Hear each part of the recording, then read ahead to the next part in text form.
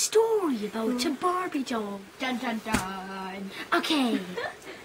There was one girl. She had the most pretty Barbie girl. And she was sleeping at night. And then the Barbie doll said, "I'm in front of your house." Dun dun dun.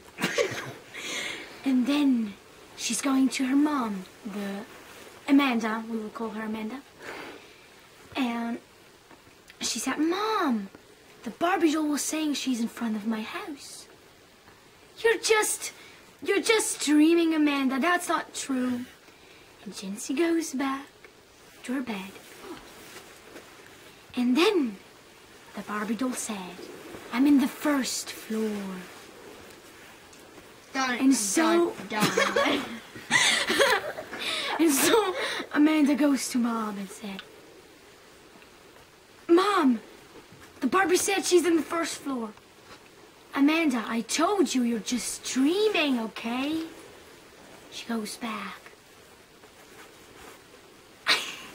And then the Barbie doll said, "I'm in the second floor." Dum bum bum. Dun dun dun.